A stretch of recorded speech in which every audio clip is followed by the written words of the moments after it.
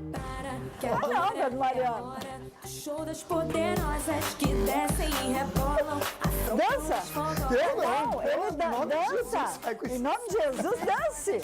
Eu não. Ruim, hein? Estamos de volta assim. Pedro Mariano, me perdoe, hein?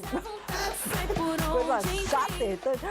Eu não gosto, tem gente que gosta, mas eu não gosto. Segunda-feira, dia de saúde, quem está batendo um papo com a gente é o Dr. Hugo Nunes, cirurgião do aparelho gástrico, do aparelho digestivo, nos orientando aqui sobre azia e má digestão. Então a gente está te orientando porque pode parecer um problema simples, mas não é não. A gente vai ver só o que pode acontecer quando a gente não cuida da tal da azia ou da má digestão. Ele vai explicar já para você, mas antes, ó, só aquele toque rapidinho para você. Você sabe que preço menor ninguém faz, é na Marabras. A gente está preparando o Cantinho Marabras desse mês de setembro para você. Todo mês, prêmios incríveis e a gente vai participar juntinho com você. A gente vai dizer qual é o prêmio desse mês de setembro. Você vai ligar no Ligue Band, fazer uma frase super criativa e quem sabe aí faturar prêmios presentes da Marabras, né, Luquinha? Para participar tem que ficar ligadinho aqui no Falando Nisso para saber qual que vão ser esses prêmios tão bacanas.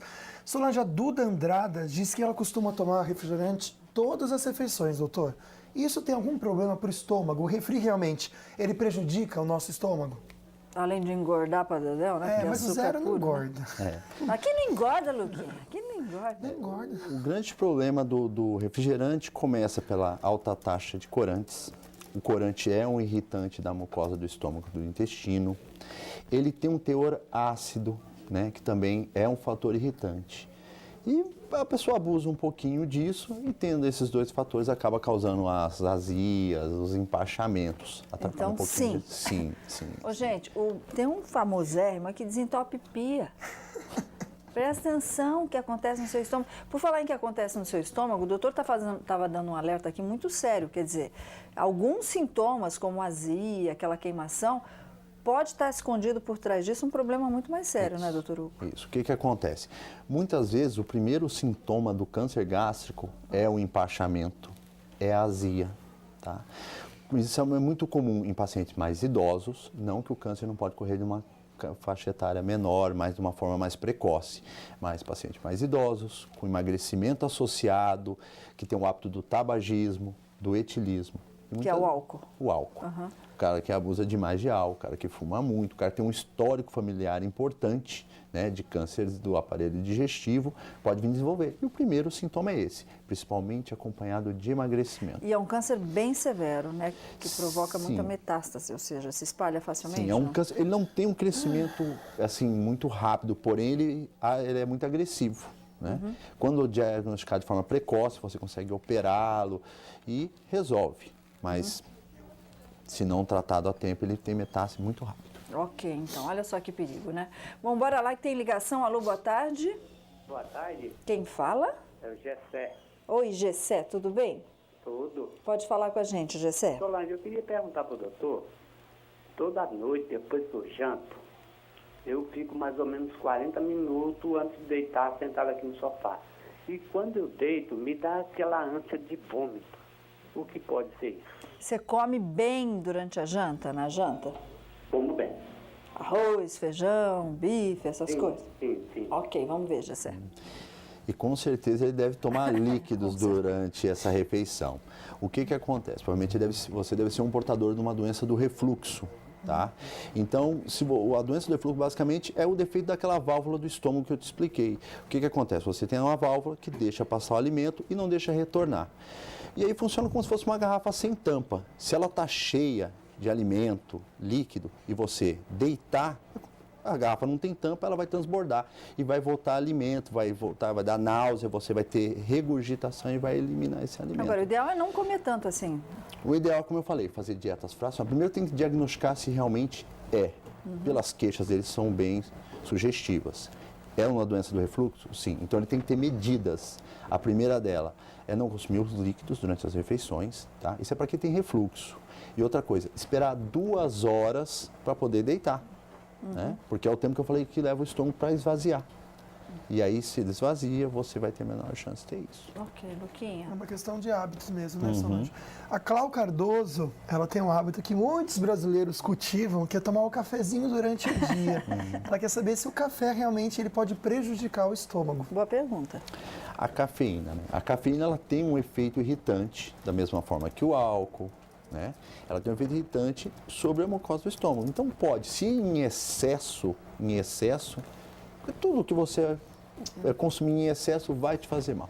Então o café em excesso, ele vai causar queimação, vai causar azia. Se você tem refluxo, vai te dar pirose. Consumindo em pequenas porções, com algum alimento, diluído com um pouquinho de leite desnatado, talvez alivie os sintomas dela. Agora, tem uma coisa muito comum, eu não sei se o Luquinha conhece. Às vezes a gente está assim, tô com o estômago cheio, eu tô com uma digestão, vai lá e compra aqueles antiácidos efervescentes. Tem de laranja, tem de limão, tem sabor.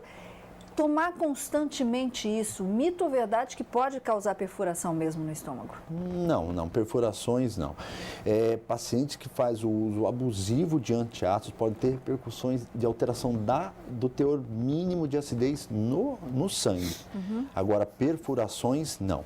De jeito nenhum. Não, isso é um mito. Ok, então, bora lá, Luquinha. Vamos lá, tô com uma amiga aqui que pediu para não ser identificada, mas ela disse que ela tem 14 anos e ela arrota muito. Ela quer saber se é normal esse excesso de arroto. Uma mocinha que arrota muito. Faz assim, ó. Né? Ninguém ouviu. Mas às vezes Escapa. escapa, né? O habitual não é normal. Provavelmente não está tendo uma digestão adequada, né? Para ele, esse ar acabar sendo propelido para o intestino delgado. Tem que ver também os hábitos dela. Aí essa mocinha deve tomar refrigerante, se tomar líquido. Chocolate faz mal? Não. Repete para ele, olhando para ele. Eu não ouvi. Eu perguntei se chocolate pode fazer... Não faz mal? Pro estômago? Não. Não? Não. Ai, que raiva. Calma. Quem tá me devendo chocolate não sou eu, você que tá me devendo. Nem vem com essa Tudo em excesso faz mal. Mas depois um que come pouquinho- chocolate tem que escovar os dentes com certeza. Tem, porque Isso senão fica não pode- amarelo. E por falar em dente amarelo, Pois é, por favor, dente amarelo. Toda segunda-feira você pode conferir aqui no Falando Nisso dicas pro seu sorriso e a saúde da sua boca também. E hoje o nosso amigo Dr. Sorriso ele vai falar sobre doenças periodontais. Fica aí para assistir então, Dr. Sorriso.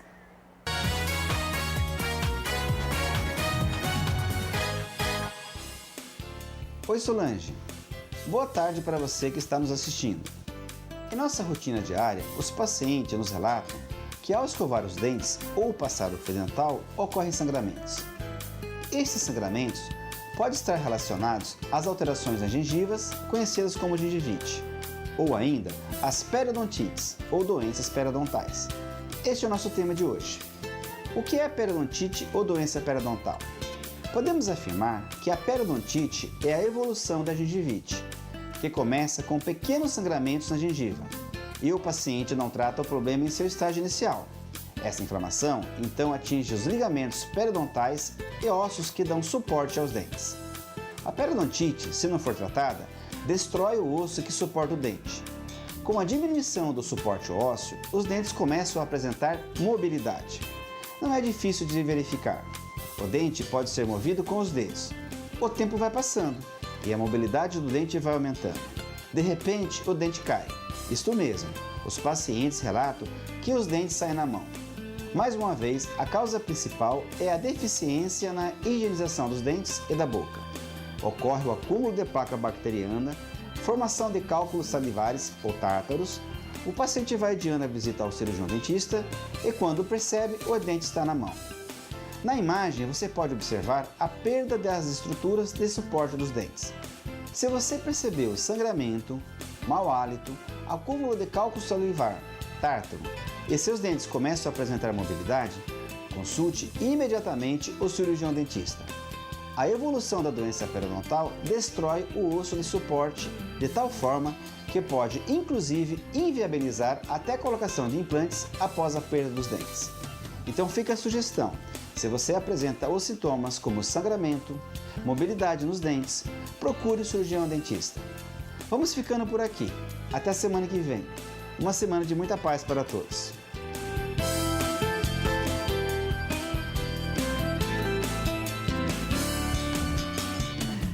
grande beijo para o nosso querido Dr. Sorriso e um beijo para o Rodrigo Primitieri, que está fazendo aniversário hoje, também parte aí da equipe do Dr. Sorriso.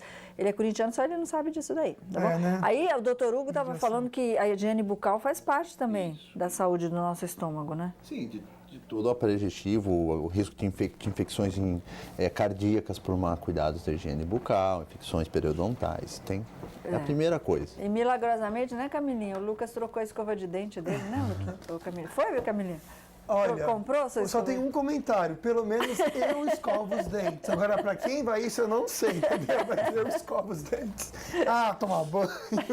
Deixa eu mostrar esses prêmios aqui, ó. Chitãozinho, Chororó, Lua Santana, 2 pizzas e 2 refris da Pizza Hut. Tudo isso pode ser seu. É só você participar do nosso programa, fazendo sua pergunta, curtindo também nossa página, se você curte o nosso programa. Fica aqui no próximo bloco. Tem curiosidades do dia pra você. Fica aí. And I can't remember